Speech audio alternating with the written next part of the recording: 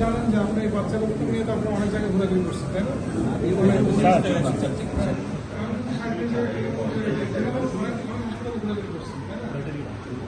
শেষ পর্যন্ত আমরা সব চিন্তা ভাবনা করে জনসভাটি হাসপাতালে ডাক্তার সাহেব আছে, যে মামুন উনি আছেন, তারপর যে একজন আছে আব্দুল্লাহ মাসুদ, উনি হলো ডেন্টাল হাসপাতালের ডাক্তার, সার্জন, ভেটেরিনারি সার্জন।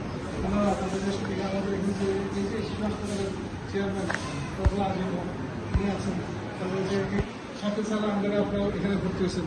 তো এই বিভিন্ন কিছু চিন্তা করে এই রোগীর জন্য যা দরকার সেটা এখানেই এটা মেক করা গেছে, কারণ এনারা আসছে এক জায়গা থেকে। এই যে ম্যাক্সিমাম ভিউ দেখি, তারপর হচ্ছে যিনি অজ্ঞান করছে, যে ধরনের এই বাচ্চাকে, এই যে আপনার 37 দিনের বাচ্চা, এই বাচ্চাকে যে অজ্ঞানটা করেছে সেই বাচ্চাটা কিন্তু এরকম অজ্ঞান করা, এটাও কিন্তু এখন বাংলাদেশের প্রথম। এবং এটা কেন সম্ভব হচ্ছে, যে মানে এটা সম্ভব হচ্ছে এই জন্য যে আপনারা নিজেরাও বিভিন্ন হাসপাতালে বুঝছেন যে এই বাচ্চাকে নিয়ে আপনারা নিজেও হতাশ হয়ে গেছে। তো যখন আপনার এই ডিবিসি নিউজ যখন থাকে, তখন আমাদের জিয়াউর ফাউন্ডেশন এটা দেখে, তখন যেটা খুশি হবে, জিয়াউর ফাউন্ডেশনের প্রেসিডেন্ট বর্তমান প্রধানমন্ত্রী যিনি, তিনি কিন্তু যেন তারেক রহমান, উনি এটা প্রতিষ্ঠা করছেন।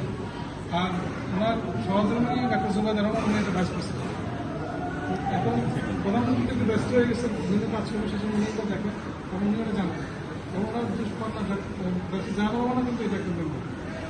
আমি ডাক্তার আহমদ, আমি একজন ডাইরেক্টর প্রাইভেট প্রোগ্রাম জিয়াউর ফাউন্ডেশনে।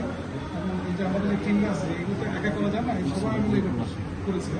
এবং আমরা এই ধরনের কাজকর্মগুলো এটা প্রতিষ্ঠার লগ্ন থেকেই আজকে প্রায় 7-8 বছর তখন দিয়ে করে আসতেছি। এবং এটা এখন আপনি কোনো চিন্তা করেন না, আপনি যে কোনো সমস্যা দেখবো, যে বাচ্চা আগে হা করতো না, কথা বলতো না, সে বাচ্চা এখন ইনশাল্লাহ সব স্বাভাবিক হবে, দোয়া করেন যাতে। কিন্তু এখনও রিস্কের মধ্যে আছে, যেহেতু অজ্ঞানের পরে যে সময়টা, পরবর্তী সময়টা, সেই সময়টা কিন্তু কিছু জটিলতা দেখা দেয়। সেজন্য আপনি যে মনে করেন যে এখনই সব ঠিক হয়ে গেছে, যখন বাড়ি যাবে সুস্থ হয়ে, তারপর ডাক্তার সাহেব বললো, তারপরে আপনি বুঝবেন যে এটা সুস্থ হয়েছে। আমরা সার্জারি করতে গেলে আপনি সার্জারি করার আগেও সমস্যা থাকে, তারপর সময়ও থাকে, যে ওনার বাবা, যে বাচ্চার যে মানা, উনি সেদিন বলতেছিলেন যে স্যার আপনারা যদি অনুমতি দেন আমার নাতি